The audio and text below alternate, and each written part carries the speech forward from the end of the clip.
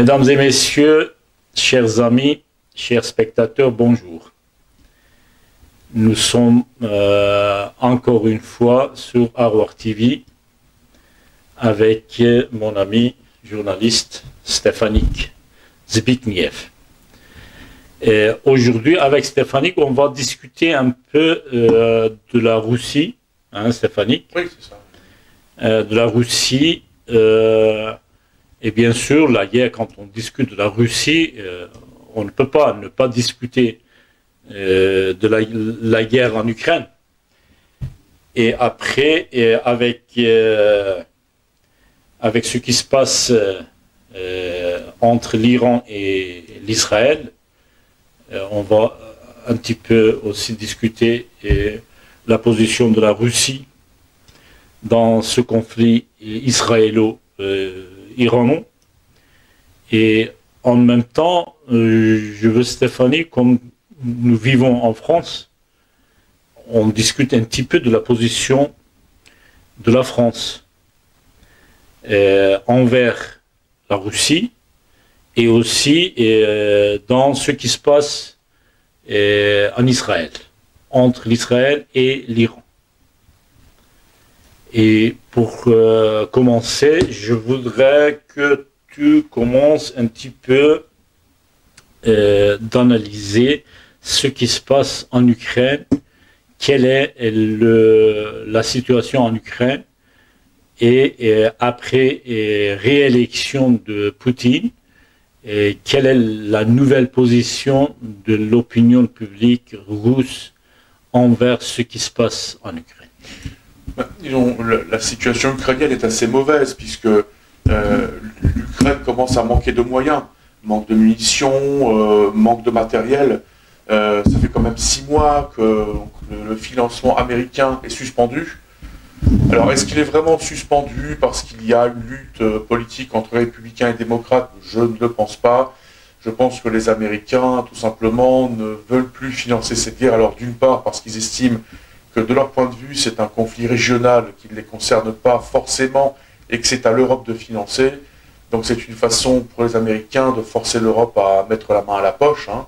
Ouais. D'autre part, les Américains ne voient pas de solution pour gagner cette guerre sans que le conflit soit à l'escalade avec la Russie. Donc soit les Américains se retirent, soit ils continuent le conflit, mais pour l'emporter, là il n'y a pas de secret, hein, il faudrait qu'ils attaquent la Russie sur son territoire. Donc il faudrait attaquer des objectifs russes, donc complexes militaires, infrastructures, etc., sur le territoire russe, ce qui mènerait à une confrontation directe russe-OTAN, mais surtout ça créerait toutes sortes de distorsions sur les marchés. Il faut voir que quand les Ukrainiens ont commencé à attaquer les raffineries de pétrole russes, les Américains ont très rapidement mis leur veto parce que ça a commencé à avoir des incidences sur les prix du pétrole, le cours des prix du pétrole sur les marchés mondiaux. Donc dans la mesure où les Américains voient clairement qu'ils ne peuvent pas gagner cette guerre en utilisant les moyens qu'ils ont mis dans cette guerre, ils se disent qu'il serait temps de poser les jalons pour un compromis. Maintenant, un autre scénario se dessine qui est un peu inquiétant, c'est de se demander si les Américains n'ont pas décidé d'échanger l'Ukraine contre l'Iran. Pourquoi? Parce que on sait parfaitement que s'il y a une escalade au Moyen-Orient, on sait parfaitement qu'une partie des élites politiques américaines pousse à l'escalade des républicains. Ça fait des années qu'ils veulent prendre le contrôle de l'Iran parce que qui contrôle l'Iran contrôle le Moyen-Orient et qui contrôle le Moyen-Orient contrôle les ressources du Moyen-Orient. Pour les Américains, ça a toujours été l'objectif. Il faut préciser que la deuxième guerre d'Irak, donc lancée par George W. Bush, l'objectif n'était pas l'Irak mais l'Iran. C'est-à-dire qu'en gros, les Américains voulaient prendre l'Irak qui leur servait ensuite de base arrière pour prendre l'Iran. Ça s'est pas fait. Mais les Américains ont tout fait pour pousser à l'escalade avec l'Iran. Il faut bien voir que donc le traité de Vienne, donc ce qu'on appelle le traité nucléaire avec l'Iran, en gros, c'était à l'époque où Hassan Rouhani était président d'Iran. Le traité de Vienne stipulait que, d'une part, donc les Occidentaux allaient un petit peu radoucir les sanctions vis-à-vis de l'Iran. En contrepartie, l'Iran renonçait à son programme d'armement nucléaire militaire. Voilà. Donc c'est un traité qui était avantageux pour les deux camps, parce que d'une part, une partie du business occidental s'est décalée en Iran, et donc on en a profité. D'autre part, les Iraniens ont profité de nouvelles technologies occidentales, ont un peu soufflé, parce que les sanctions étaient adoucies. Et là, on a l'arrivée de Trump qui arrive, et le 9 mai 2018, il décide d'une part de faire marche arrière, donc il quitte le traité de Vienne. D'autre part, il impose un embargo à l'Iran. Un embargo aussi aux entreprises étrangères qui feraient des affaires avec l'Iran. Qu'est-ce que ça a eu pour conséquence? Il y a des conséquences très graves, parce que d'une part, ça affaiblit les libéraux qui étaient au pouvoir en Iran. Donc, en Iran, on a deux pouvoirs. On a le pouvoir politique, et puis on a le pouvoir religieux. Et le pouvoir politique, en fait, donc, qui était au pouvoir, était justement l'instigateur, l'auteur de ce rapprochement avec l'Occident. Mais dans la mesure où l'Occident a fait marche arrière, le pouvoir politique a perdu. Donc ça a eu pour conséquence directe de mettre au pouvoir des gens plus conservateurs tels que Ibrahim Raisi, donc qui est clairement plus conservateur et plus proche du pouvoir religieux. Mais d'autre part, la deuxième conséquence, très néfaste pour nous, occidentaux, c'est que cet embargo a fait que l'Iran s'est rapproché militairement de la Russie et industriellement et économiquement de la Chine. Donc, pour faire simple, le business occidental qui a été littéralement éjecté d'Iran a été remplacé assez rapidement par le business chinois. Donc aujourd'hui, Trump, ce qu'il voulait, c'était étouffer l'Iran, et sa politique, tout ce qu'elle a eu pour but, c'est de renforcer la coopération Iran-Chine-Russie. Voilà, ça a eu des conséquences directes pour le Moyen-Orient qu'on ressent aujourd'hui même. Donc aujourd'hui, pourquoi est-ce que je fais... Et c'est pour ça que tu dis que les Américains ont peut-être échangé l'Ukraine avec la position des Américains contre l'Iran. Alors, disons, aujourd'hui, dans la mesure où la Russie est bien implantée dans la région, au Moyen-Orient, les Américains, s'ils veulent envisager de faire chuter les régimes en Iran, de prendre l'Iran, ils ont besoin de s'assurer la neutralité russe. Ça veut dire, tu veux dire que si les Américains font un compromis avec les Russes, comme ça, les Américains peuvent tenir à l'écart la Russie de l'Iran. C'est ça. En gros, le deal, ce serait que les Américains laissent tomber l'Ukraine, ou alors au moins une partie de l'Ukraine. En contrepartie, les Russes soit restent neutres, soit ils ne s'engagent pas suffisamment pour gêner les Américains dans leur prise de l'Iran. Voilà, ce serait ça le compromis. Et est-ce que, comme ça, les Américains ne vont pas perdre avec l'OTAN le prestige? Tout dépend de comment on présente les choses. Regardez, il y aura en juin de cette année apparemment une conférence de paix à Genève, donc consacrée à l'Ukraine. Ouais. On a l'impression qu'on essaye de poser la paix. Après, il y a quand même des éléments qu'il faut bien voir, un peu non significatifs, mais si on les rassemble, ça représente un tout. Le 3 avril de cette année, on a eu un coup de téléphone donc, du ministre des Armées français à son homologue russe, Sergei Shoigu. Donc situation assez étonnante, puisqu'on sait que la France était en froid avec la Russie. Tout à coup, on a le Cornu qui appelle Shoigu pour lui parler. Donc les Français nous disent que cette communication téléphonique avait pour but de parler aux Russes des attentats qui ont lieu le 22 mars à Krakus, Krakus City Hall, donc à Moscou. Les Russes nous disent qu'en gros non, c'est pas vrai, qu'en gros ce que les Français voulaient, c'était parler d'Ukraine. Voilà. Ensuite, peut-être les deux. Peut-être les deux, mais on peut penser. Vous savez, si vous voulez parler terrorisme et coopération, vous avez des canaux plus discrets. Vous n'avez pas besoin d'un coup de fil de ministre à ministre. Vous avez les services secrets qui ont des canaux de communication. La diplomatie, même en temps de guerre, elle a des canaux de communication. Donc vous n'êtes pas obligé de passer par la voie officielle et politique. Donc, si quelqu'un a décidé de passer par la voie officielle politique, c'est bien parce qu'il voulait bien plus que discuter terrorisme et attentats, etc., etc. Ensuite, on a un élément aussi qui nous donne à réfléchir. Nous avons reçu l'information disant que donc le comité d'organisation du 80e anniversaire du débarquement, donc Mission Libération, a décidé d'inviter la Russie à ces commémorations, mais sans Poutine. Alors ça aussi, c'est assez extraordinaire, puisqu'on a d'un côté Macron qui nous parle de potentiellement envoyer l'armée française en Ukraine. Les médias, dont Le Figaro, nous dessinent déjà les 5 scénarios. De façon sérieuse. Non, mais il y a quand même une déclaration. Je veux dire, on a une conférence internationale à Paris consacrée à l'aide pour l'Ukraine, et en marge de cette conférence, on a Macron président français, qui donne une conférence de presse et qui dit que rien n'est exclu, également l'envoi de troupes de l'OTAN en Ukraine. Voilà, donc c'est une déclaration d'un président, quoi. Hein. Ouais, c'est un message un peu blague. Hein. Ah oui, non, mais oui, non, mais ça reste quand même c'est le président qui le dit. Non, mais donc d'un côté, on affiche une ligne dure, et d'autre côté, vous avez le ministre de la Défense qui appelle son homologue russe. Vous avez la France qui invite la Russie aux commémorations du débarquement, parce que soi-disant, donc c'est une façon d'honorer tous les peuples de l'Union soviétique qui ont participé à la libération et à la chute de l'Allemagne nazie, alors qu'on sait parfaitement que le D-Day, hein, donc l'opération Overlord, donc le débarquement, c'était une opération strictement occidentale, hein, américaine, britannique, française, mais sûrement pas russe ni soviétique.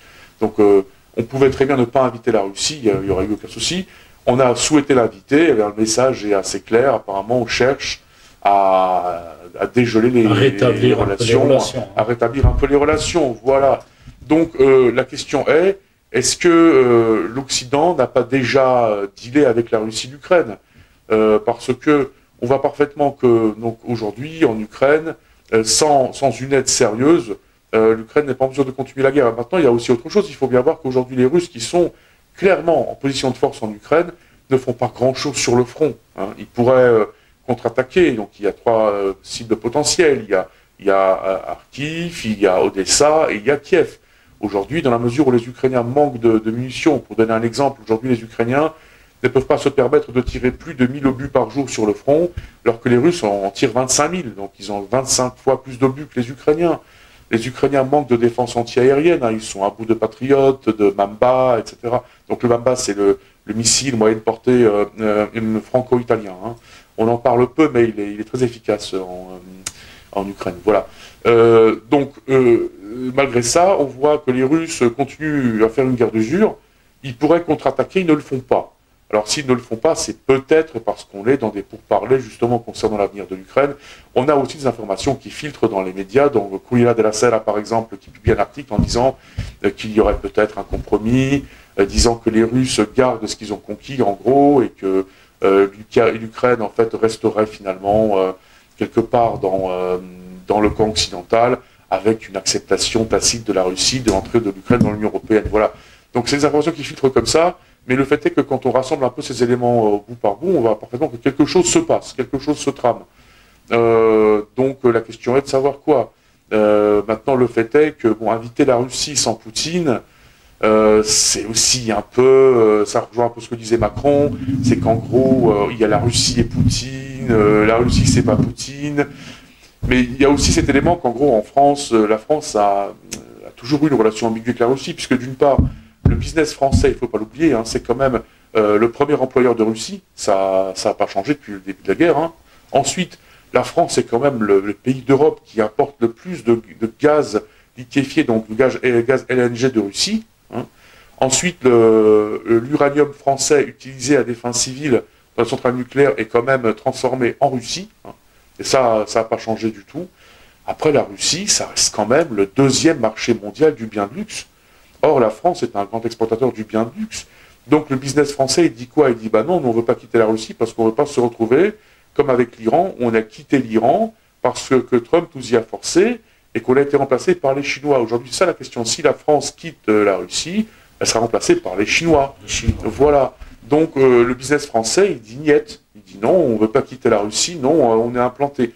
Ensuite, vous avez les classes politiques françaises. Vous avez toute la droite qui dit clairement que la Russie, ça reste un partenaire, puisque il faut bien voir que la droite française, qui vraisemblablement aura le pouvoir dans 3 ans en France, hein, a toujours été assez méfiante vis-à-vis des Américains. Ah, tu penses que la droite française... Oui, moi je suis convaincu que dans 3 ans, de toute façon, la France... aura le pouvoir. Oui, la France bouge à droite. Et ça c'est un fait. Un exemple tout simple, on voit clairement le retour de la chrétienté en France en masse. Pour exemple, lors des fêtes de Pâques de cette année, il y a eu 13 000 baptêmes. Mais pas l'extrême droite. Non, pas l'extrême droite, la droite. Donc ce sera... Okay. Parce que la droite est en train de se regrouper, de se reformer. Mais Macron est déjà droite. Hein. Ah, en fait, Macron, il est ni droite ni gauche. Il n'est pas de gauche. On ne sait pas trop ce qu'il est. Et c'est un peu son problème, parce que Macron, d'une part... Parce que lui, il dit lui-même hein, qu'il n'est ni droite, ni Oui, mais vous savez, quand vous êtes ni droite ni gauche, c'est qu'en fait, vous représentez personne. Parce que finalement, les gens ont des points de vue. Mais en vérité, il est réélu. Hein. Bah, il a été réélu, mais parce qu'il n'y a pas... Oui, non, mais il a été réélu parce qu'il y a eu la guerre en Ukraine, parce qu'il n'y a pas vraiment eu de contre-candidat sérieux, à part Valérie Pécresse, donc, qui n'a pas été soutenu par son parti. Donc Macron un peu a été on peut dire, un peu réélu à la soviétique, hein, c'est-à-dire qu'en gros, il n'y avait pas trop de candidats. Il y avait un contexte qui a fait que, voilà, donc il a été réélu. En fait, les Français l'ont élu dans le cadre du Front républicain, donc anti-Le Pen, hein, c'est tout. Mais je ne sais pas si vous avez aussi eu ce ressenti. Le lendemain des élections, où Macron a été réélu, ceux qui avaient voté pour Macron étaient énervés contre Macron. Pourquoi? Parce qu'en fait, ils avaient voté pour lui pour ne pas avoir Marine Le Pen, mais c'est pas parce qu'ils ont voté pour lui qu'ils voulaient qu'il soit président. Donc en gros, aujourd'hui, Macron, il ne faut pas oublier que c'est quand même l'un des présidents les moins appréciés de la Ve République. Alors, bon voilà, c'est après, le débat est ouvert, mais le fait est quand même que personne de son camp politique aujourd'hui n'est en mesure de reprendre le flambeau. Donc ça, c'est une chose qui est claire. La droite aura le pouvoir en France dans 3 ans. La question est quelle droite et qui ça, on ne peut pas le dire. D'après toi? Il y a trop de noms qui circulent. Xavier Bertrand, Éric Ciotti, Laurent Wauquiez, il y a vraiment trop de noms qui circulent. On peut vraiment pas aujourd'hui dire qui, parce que tout va dépendre des alliances qui vont se faire. Hein. Il ne faut pas oublier qu'il y a quand même des politiciens comme par exemple Nicolas Dupont-Aignan qui attendent leur tour. Cette fois, leur voix pourrait peser dans les tractations. On sait que Marine Le Pen, elle a 2 problèmes majeurs qu'elle ne peut pas surmonter. Premièrement, elle s'appelle Le Pen, et deuxièmement, c'est une femme. Et les Français ne voteront pas majoritairement pour une femme aux élections présidentielles. Donc elle sait qu'en tant que candidate, elle perdra les élections, donc elle va devoir négocier avec quelqu'un. Peut-être c'est pas elle qui va se présenter. Justement, non, sûrement pas. C'est pas elle qui va se présenter.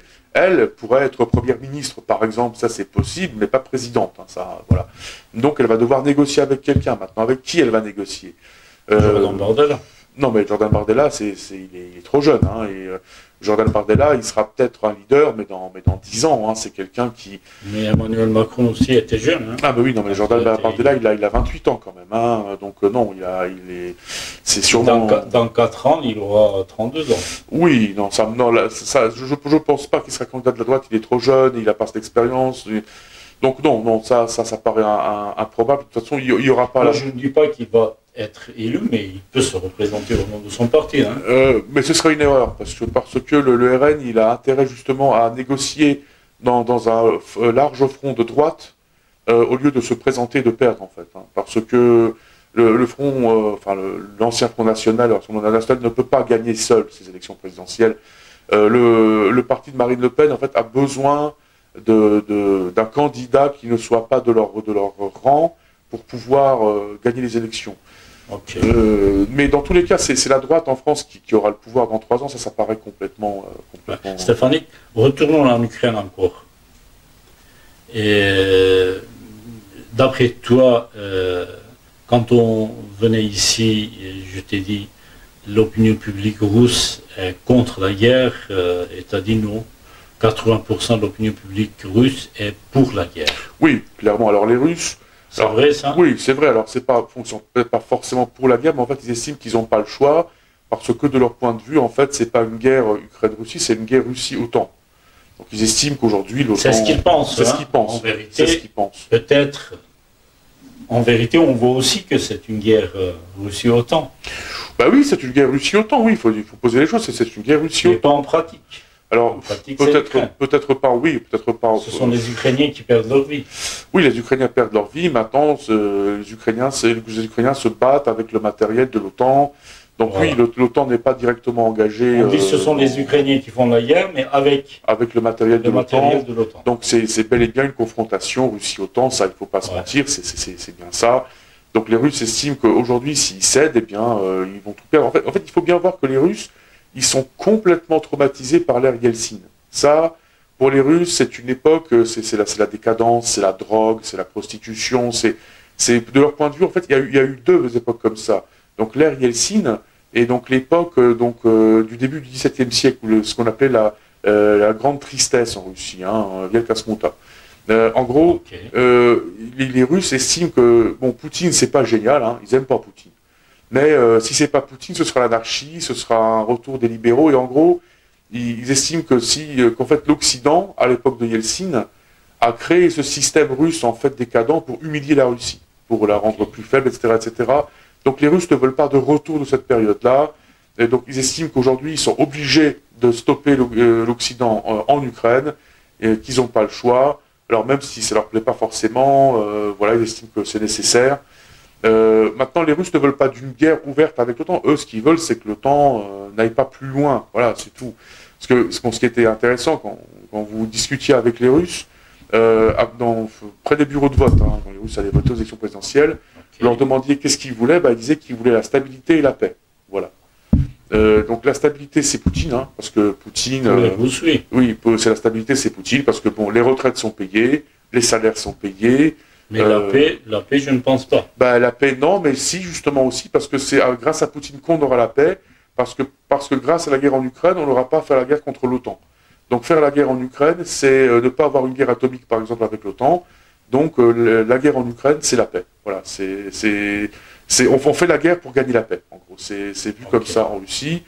Donc les Russes acceptent la guerre en Ukraine, hein, ça majoritairement, sachant qu'il faut bien voir que les Russes ne la ressentent pas, parce que même s'il y a eu une autre vague de mobilisation, les conscrits pour l'instant ne sont pas envoyés au front, on ne sait pas s'ils le seront, mais aujourd'hui la guerre en Ukraine, elle est principalement faite par des mercenaires. Hein. Les Russes engagent des mercenaires dans le monde entier, ils importent des mercenaires qu'ils envoient au front. Donc aujourd'hui, les grandes villes ne ressentent pas la guerre du tout en Russie. Ils n'ont aucun souci d'approvisionnement. Quand vous allez à Moscou, à Saint-Pétersbourg, enfin je veux dire, voilà, la guerre, vous ne la voyez pas. Tout comme les sanctions occidentales, vous ne les voyez pas. Vous avez L'Oréal, vous avez Yves Rocher, vous avez toutes les boîtes françaises, vous pouvez tout acheter. Hein. Vous pouvez acheter des téléphones portables, etc. etc. Les Russes aujourd'hui ne ressentent pas la guerre, ils ne la voient pas. Alors, ils ont des familles, beaucoup d'entre eux. En Ukraine, est-ce que, selon l'année passée, est-ce qu'on ressent partout la guerre ou pas? Oui, on commence parce que donc l'Ukraine est déjà épuisée. Hein, donc c'est un pays qui est complètement épuisé économiquement. Après, les Ukrainiens ont un grave problème de mobilisation. C'est-à-dire qu'en gros, ils ont voté une nouvelle loi de mobilisation. Le problème, c'est que les gens ne veulent plus faire la guerre parce qu'ils voient y revenir les gens du front, hein, les gens blessés, les gens cassés, etc. etc. Donc le problème aujourd'hui des Ukrainiens, c'est que la guerre, c'est les mêmes gens qui la font depuis 2 ans. Il n'y a pas de rotation sur le front, en fait. Donc les Ukrainiens n'arrivent plus à mobiliser aujourd'hui, ils ne mobilisent plus. Donc d'un point de vue de ressources humaines, ils ont un grave problème. Après, économiquement, voilà, il faut quand même bien voir que la guerre les étouffe. Et puis surtout, je veux dire, c'est quand même 2 ans, plus de 2 ans, où les Ukrainiens vivent sous les bombes, parce que toutes les nuits, vous avez des attaques. Donc, une fois ça tombe ici, une fois ça tombe là, mais vous vivez finalement au rythme des sirènes d'alarme, quoi. Vous avez des gamins qui ont passé quand même 2 ans dans le métro de Kiev et de Kharkiv, quoi. Hein. Des gamins qui connaissent plus que ça, quoi. Qui font classe dans le métro. Vous avez des gens qui vivent dans le métro. Enfin, je veux dire, c'est plus une vie, quoi. Donc, et c'est comme ça qu'ils deviennent contre la guerre. On commence à avoir un mouvement contre la guerre. Donc, ce qui est aussi intéressant, c'est de voir, parce qu'il faut quand même voir qu'on aurait dû là avoir des élections présidentielles en Ukraine. Zelensky a été élu en avril 2019. L'élection n'a pas eu lieu. On n'en parle plus trop, mais et on ne sait pas quand est-ce qu'elle aura lieu. Le fait est qu'il y a un candidat qui s'appelle Oleg Arestovitch. Donc c'est un candidat qui est anti-guerre, donc qui dit clairement qu'il faut arrêter la guerre, il faut négocier, etc. etc. C'est une femme? Non, c'est un homme. C'est un homme, donc c'est l'ancien conseiller en image de Zelensky d'ailleurs. Hein. Donc oui, donc aujourd'hui, donc les Ukrainiens estiment que les Russes sont des criminels, des barbares, etc. etc. Sauf qu'aujourd'hui, la guerre, elle leur coûte tellement cher, et ils la ressentent tellement. Après, vous savez, il y a une chose qu'on ne dit pas. C'est que nous, ici, en fait, on n'a absolument aucune idée des pertes réelles ukrainiennes. Combien de personnes sont mortes? Alors, on vous parle des militaires, donc évidemment, on ne vous donne pas les vrais chiffres, hein, mais surtout les pertes civiles. Enfin, je veux dire, vous avez toutes les nuits des bombardements. Alors, j'en sais rien, mais il y a des journalistes qui disent qu'il y a peut-être déjà 1 million de morts en Ukraine depuis le début de la guerre. Civils et militaires. Civils et militaires, c'est ça, oui. Alors moi, je peux pas, ces chiffres, moi, je peux pas les vérifier. Hein. Moi, je suis pas en mesure. D'ailleurs, personne ne le peut. Mais tu dis qu'il y a, des journalistes qui disent à peu près 1 million. Qu'il y a 1 million de morts en Ukraine. Je veux dire, c'est énorme. Donc aujourd'hui, les Ukrainiens, ils en peuvent plus. Surtout qu'ils sont à court de matériel. Et puis vous savez. Ils ont été bien tristes, les Ukrainiens, quand ils ont vu tout l'Occident, finalement, soutenir Israël dans la lutte antimissile contre l'Iran dans la nuit du 13 au 14 avril de cette année. Vous aviez des avions américains, britanniques, français, vous aviez donc le dôme de fer, etc., etc. Le monde occidental, l'OTAN, s'est mobilisé pour défendre Israël. Et en même temps, il y avait des bombardements sur Kiev et Kharkiv. Donc, pendant que l'OTAN défendait Israël contre les missiles iraniens, l'Ukraine se faisait bombarder à coups de missiles russes, alors qu'il commence à plus avoir de contre-mesures, il commence à plus avoir de système de défense. Ben c'était assez triste de leur point de vue de voir que d'un côté, vous avez l'Occident qui leur promet monts et merveilles, vous avez les présidents de tous les pays occidentaux qui leur disent on sera avec vous le temps qu'il faudra, etc., etc. Et d'un autre côté, on leur dit plus d'argent. Alors, les Ukrainiens ne sont pas dupes non plus. Enfin, je veux dire, quand il y a eu le début de la guerre au Moyen-Orient, donc le 7 octobre de l'année dernière, bien, bizarrement, les Américains ont trouvé de l'argent en quelques heures pour armer les Israéliens. Et ce qu'on dit pas assez, c'est que comment est-ce qu'Israël a été armé en octobre contre le Hamas par les Américains? Eh bien, c'est le matos qui devait partir en Ukraine qui a été envoyé en Israël en octobre 2023. Okay. Voilà. Venons à la position de la Russie concernant le conflit entre l'Israël et l'Iran. La Russie, elle en profite bien de ce conflit, parce que d'une part, elle peut vendre aujourd'hui sa neutralité aux Américains. Elle peut la vendre très très cher puisque les Américains en ont besoin de sa neutralité. Mais elle ne s'affiche pas à côté de l'Iran. Non, elle s'affiche en médiateur. Alors on sait comment il y a une coopération entre l'Iran et la Russie. Donc notamment la Russie importe des Shahed 136, donc ce sont les drones ukrainiens, pour les envoyer sur les Ukrainiens. Ce sont des drones iraniens, donc ils envoient en Ukraine. On n'a pas les informations exactes, mais on sait parfaitement que donc il n'y a pas que l'argent, c'est-à-dire qu'en gros les Russes échangent les Shahed 136 contre des transferts de technologie en Iran. Il pourrait s'agir de technologie balistique, on ne le sait pas, mais il y a des informations qui quand même tendraient à le confirmer. Aujourd'hui, donc, il est aussi question d'une coopération industrielle avec l'Iran. Donc, la Russie est très implantée en Iran. Je veux dire, depuis 2018, les Russes se sont très implantés. On parle de projets turcs, russes, iraniens, justement. On parle même, pour la petite anecdote, d'une voiture qui pourrait être produite par les Russes, les Iraniens et les Turcs. Ouais. Donc aujourd'hui, on voit clairement... Une voiture produite par les Russes Iraniens et Turcs. Donc, produit par les trois. Oui, les trois, c'est ça. Une voiture qui pourrait être construite et produite par les trois. Voilà. Donc la Russie, aujourd'hui, elle est clairement... Une nouvelle voiture. Une nouvelle voiture civile. Une voiture civile, on parle de... Ouais. Voilà. Donc aujourd'hui, la Russie... Peut-être ça serait la voiture dont on parle pour la Turquie. Depuis des années, la Turquie dit peut-être. Je vais produire une voiture et on ne voit pas. Mais quand Renault a fait mine de partir de Russie, on a commencé à dire que donc les usines Lada qui ont été laissées par Renault allaient être reprises justement par les Turcs et les Russes qui, avec le concours des Iraniens, allaient produire une voiture qui serait turque, russe, iranienne. Voilà. Donc il y a une coopération qui se fait, qui est claire entre l'Iran et la Russie.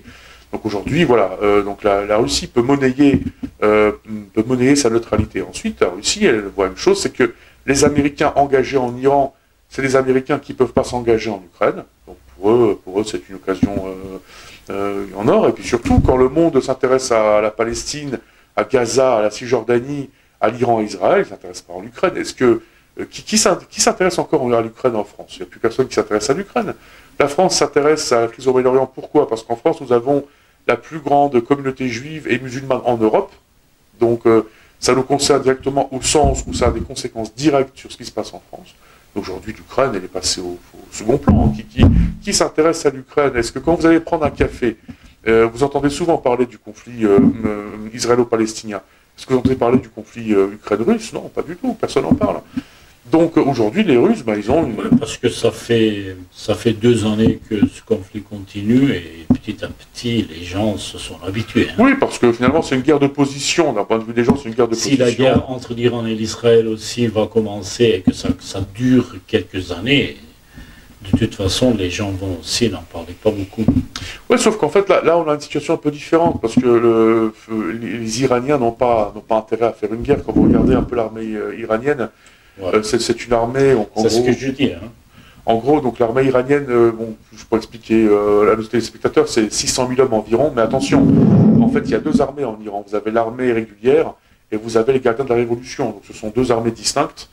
Et en gros, les Iraniens, là où ils sont assez bien équipés, c'est en termes de missiles, hein, parce qu'ils font de la dissuasion, donc ils ont des missiles exo-atmosphériques, ils ont des missiles à moyenne et courte portée, ça, ok.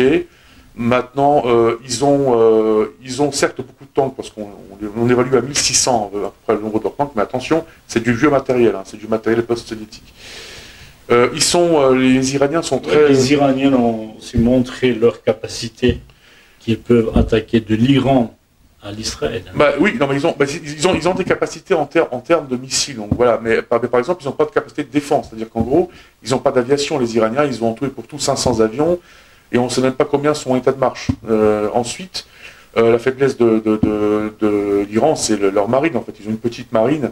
Alors, certes, qui pourrait peut-être bloquer le détroit d'Ormuz, qui pourrait peut-être un petit peu embêter donc les bateaux civils, mais rien qui puisse faire face à la marine américaine, hein, disons-le clairement. Maintenant, la force de l'Iran, c'est d'une part les milices qui subventionnent, mais surtout en fait les forces Al-Quds. Donc les forces Al-Quds, ce sont forces spéciales, on les évalue à peu près à 5000 hommes, hein, donc ce sont des commandos qui coordonnent toutes les actions perpétrées par les groupes avec qui bossent les Iraniens, donc en gros le Hezbollah, le Hamas, les milices chiites, hein, que ce soit en Irak, que ce soit en Syrie, et là, la grande question, Daesh. Alors ça, c'est la grande question, parce que il y a quand même pas mal de signaux qui tendraient à dire qu'il y a une coopération qui commence à se former entre Daesh et l'Iran.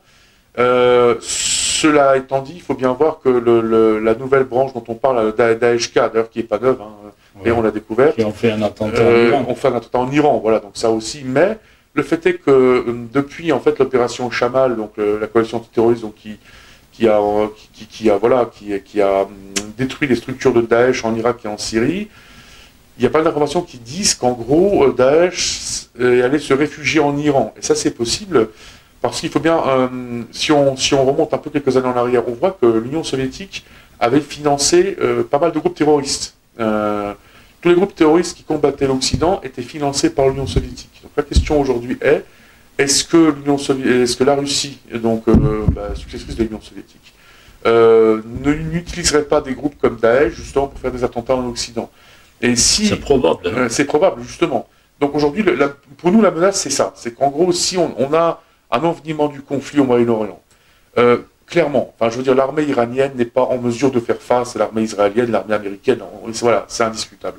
Quoique, en cas d'invasion, je pense que ce ne serait pas aussi simple. D'ailleurs, il faut bien préciser que jamais, depuis 1945, les Américains n'ont eu à faire face aussi bien équipés que l'armée iranienne. Hein. Je veux dire, les Américains, ils ont fait la Corée, le Vietnam, Panama, etc. Mais ça a toujours été des petites armées. Hein. Donc là, ils auraient vraiment affaire à une armée de taille, on va dire, moyenne. Hein. L'armée iranienne, c'est la 16e armée du monde, quand même. Ouais. C'est une armée de taille moyenne. Bon, ceci étant dit, c'est pas une armée qui soit de taille contre l'armée américaine. Mais le fait est que la vraie force de frappe de l'Iran, c'est justement les organisations terroristes. Et on pourrait imaginer que l'Iran subventionne des organisations comme Daesh pour aller faire des attentats en France, en Occident, aux États-Unis, etc., etc. Donc ça, c'est la véritable force de l'Iran. Alors, en France, on a un souci, c'est qu'on a les Jeux Olympiques. Alors, ça devait être une grande réussite. Aujourd'hui, ça devient un problème, puisqu'aujourd'hui, le souci, c'est de savoir est-ce qu'on sera en mesure de les organiser d'un point de vue sécuritaire. Est-ce qu'on ne va pas avoir un remake de 1972? Je vous parle des attentats de Munich, hein, vous savez bien ce qui s'est passé. En 1972, le village olympique israélien a été attaqué par un groupe qui s'appelait Septembre Noir. Et l'attaque israélienne, ainsi que l'agissement de la police allemande, ont fait que tous les sportifs israéliens sont morts. Hein. Donc voilà. On avait aussi à l'époque une crise au Moyen-Orient. Est-ce qu'aujourd'hui, un scénario similaire est possible? Oui, il est possible. Donc aujourd'hui, la France, un grave souci, c'est qu'elle a des Jeux Olympiques organisés. Elle doit assurer la sécurité. Donc peut-être également que ces événements font qu'aujourd'hui, on essaie quelque part de radoucir les relations avec la Russie, d'un peu de raboter les angles, d'arrondir ces angles, etc., etc. Maintenant, il y a aussi une chose dont on ne parle plus malheureusement, c'est l'attentat du 22 mars de cette année sur le Krakow City Hall à Moscou, en fait dans la périphérie de Moscou. Quand vous observez cet attentat, il y a quand même beaucoup d'éléments qui nous poussent à croire que ça a été organisé par les services spéciaux russes. Oui. Ce sont les Russes, en fait? Alors, soit ils ont laissé faire, soit ils ont fait. Pourquoi? Alors, d'une part, vous avez, si vous regardez un peu la séquence des événements, les secours sont arrivés 1h30 après le début des attentats. Alors, c'est quand même Moscou, hein. C'est une ville qui est hyper surveillée. Et là, vous avez 1h30, il faut attendre 1h30 pour que les secours entrent dans le bâtiment. Ensuite, quand vous regardez un peu les agissements de Daesh, les islamistes, vous serez d'accord pour dire que ce sont des gens qui font des attentats de suicide, donc ils ne survivent pas, ils se font sauter, etc., etc.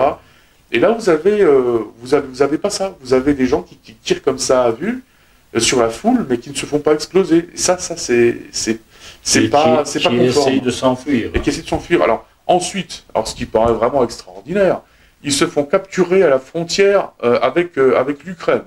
Donc Russie-Ukraine. Donc ils arrivent à la Russie. Non, mais attendez, ça on va y revenir. Ça aussi c'est une belle histoire. Alors ils se font capturer soi-disant par les services de sécurité russes.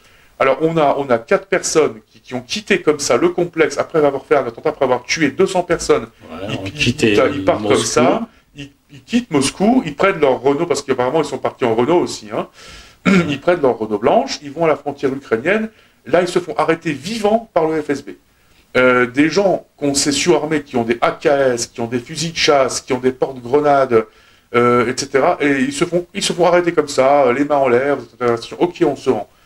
Et déjà 2 heures après interrogatoire, ils avouent avoir été payés par des agents ukrainiens pour faire des attentats, etc., etc. C'est pas la façon de faire de Daesh. Enfin, on est quand même d'accord pour. Voilà, c'est pas cette façon de faire. Après, il y a aussi une chose où les gens n'ont pas fait attention, mais c'est un détail important.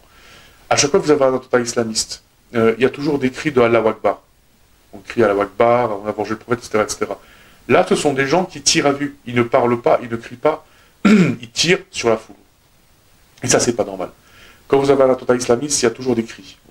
Ils crient parce que l'attentat en soi, c'est pas intéressant. Il faut qu'il ait une signification. Vous vous rappelez l'attentat sur Charlie Hebdo? Les terroristes ont crié, on a vengé le prophète Mohammed. Et là, ils pouvaient aussi crier, hein.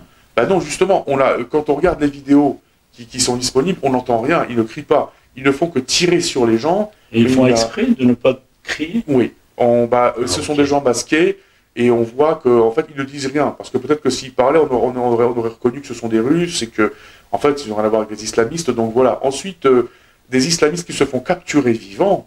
Enfin, ça, j'ai jamais entendu parler. Le seul islamiste qui a été capturé vivant, c'est Salah Abdeslam. Il a été capturé vivant parce que sa ceinture explosive n'a pas fonctionné.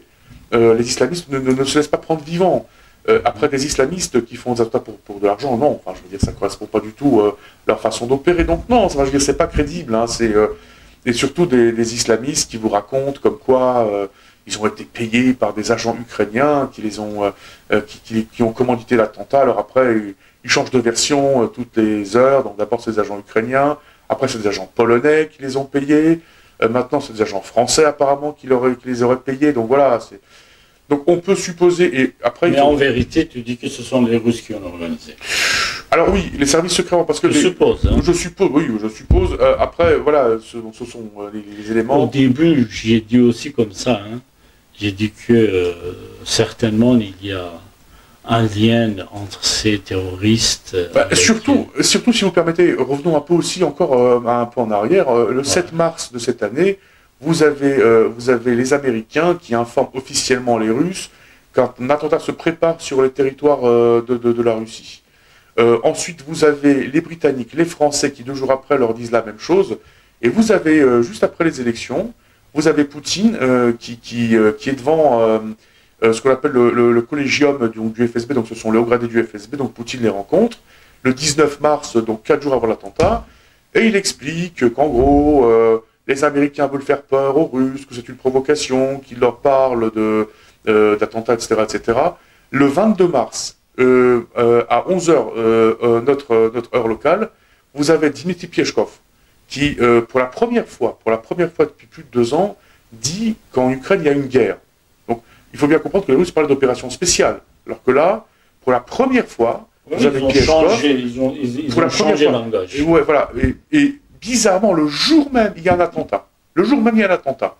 Donc voilà, là, donc il y a un attentat. Alors pourquoi les Russes auraient fait ça? Eh bien, d'une part, pour justifier la mobilisation, pour justifier une escalade de la guerre, etc. etc. Donc, donc oui, au mieux, les Russes savaient et ils ont laissé faire. Au pire, ils ont organisé ça. Maintenant, la question est de savoir, est-ce que les Russes travaillent avec Daesh? Alors, il faut bien voir que les Russes sont un contentieux avec les islamistes. Hein. Il y a eu pas mal d'attentats islamistes, que ce soit Daesh, que ce soit Al-Qaïda, d'autres organisations. L'attentat qui a été fait par Daesh, donc le plus connu, hein, c'est celui de 2017, hein, qui a été fait en Russie, les attaques contre le métro. Donc les Russes, il faut bien voir qu'ils ont plus de 3 millions donc, de musulmans qui vivent dans les grandes villes russes. Voilà, donc voilà. Maintenant, les Russes sont un contentieux avec les islamistes. Hein. On vous rappelle les attentats contre Dubrovka en novembre 2002, donc le traité de Dubrovka. Mais aussi une chose à laquelle il faudrait quand même prêter attention, c'est est-ce que vous n'avez pas l'impression, quand vous regardez les photos, les images de l'attentat sur le Krakow City Hall, est-ce que ça vous rappelle rien? Ouais, ça rappelle exactement l'attentat contre le Bataclan. Ce sont les mêmes images, c'est la même mise en scène. Dit au début, voilà. Hein. Mais pourquoi? Parce que les Russes, c'est une façon de parler aux Français, c'est de dire aux Français, regardez les Français, on est comme vous. Vous avez été attaqués, et nous aussi. Nous aussi, voilà. Donc on n'est pas vos ennemis, nous. Hein, aujourd'hui, votre ennemi, c'est pas la Russie, votre ennemi, c'est comme nous, c'est les islamistes. Donc il ne faut pas soutenir votre gouvernement, votre président qui dit que l'ennemi c'est la Russie. Non, votre ennemi c'est les djihadistes. Alors travaillons ensemble contre les djihadistes. Et ça, c'est un message qui est passé. Hein.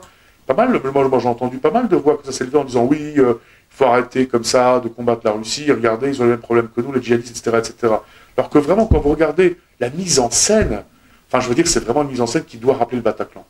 Oui, avec ceci, ils veulent donner pas seulement un message aux Français, aussi à toute l'opinion publique européenne. Hein. Dire, voilà, c'est qu'aujourd'hui, regardez, on a un problème d'islamistes, etc., etc. Mais vous savez, après, c'est facile, c'est de crier au loup. C'est qu'en gros, j'organise un attentat et après je dis attention, il y a un attentat. Hein, donc je coopère avec des groupes djihadistes et je leur dis attention, djihadistes c'est dangereux. C'est la façon de faire des Russes. Donc aujourd'hui, moi, ce que je pense, c'est que les Russes coopèrent avec des groupes comme Daesh. Parce que pourquoi est-ce qu'ils auraient coopéré avec les Russes? C'est tout simple. Daesh n'a plus de succès depuis 3 ans. Alors que là, c'est quand même un gros attentat. Ça a été fait à Moscou. Donc voilà, donc d'un point de vue de l'image, là, Daesh remporte une grande victoire. Un gros attentat, grande victoire. Donc ils ont leur succès. Les Russes ont leur attentat. Donc voilà, hein, attentat organisé par les Occidentaux avec l'Ukraine. Parce que les islamistes l'ont exécuté, mais c'est les Occidentaux qui ont payé, les Ukrainiens qui ont organisé. On a aussi les Polonais, là, qui sont accusés aussi d'avoir participé, etc., etc. Donc ça justifie la mobilisation, ça justifie une escalade de la guerre, etc., etc. Maintenant, on ne sait pas ce que cette escalade pouvait vouloir signifier. On voit par contre qu'après cet attentat, quelques jours après, le 3 avril de cette année, nous avons Sébastien Lecornu, ministre des Armées françaises, qui téléphone à son homologue Sergueï Shoïgu. Donc quelque chose a changé. Alors qu'est-ce qui a changé? Eh bien, moi je pense que ce qui a changé, c'est qu'en France on se dit, oula, attention, on est à les Jeux Olympiques, les Russes sont en capacité d'organiser des attentats pendant les Jeux Olympiques. Il faut qu'on calme le jeu, au moins le temps des Jeux Olympiques. C'est comme ça qu'ils ont dit que ce sont les sportifs russes peuvent participer. Non, ça je pense pas, mais ce qui s'est pas, non. Je pense qu'en fait on veut arrondir les angles le temps des Jeux Olympiques. D'où l'invitation de la Russie sans Poutine aux commémorations du D-Day, parce que on voit que la France est fait quand même l'objet d'attaques incessantes cybernétiques hein, depuis plus de 2 ans. Hein, ça vient de Russie, on le sait parfaitement. Aujourd'hui, la France, donc d'une part, elle a des soucis à gérer. Elle a à gérer les conséquences potentielles sur son territoire du conflit israélo-palestinien. Je le répète, hein, les 2 plus grandes minorités d'Europe, donc juifs et musulmanes en France. Hein, voilà. Ça crée des tensions. Ensuite, elle a la guerre hybride qui est menée par la Russie, hein, des attaques cybernétiques en non-stop, la désinformation. Après, il y a aussi ce qui se passe en Afrique, on n'en parle plus trop, hein, mais le Niger, le Burkina Faso, le Mali, etc., etc., le Sahel, globalement, c'est un souci bien français.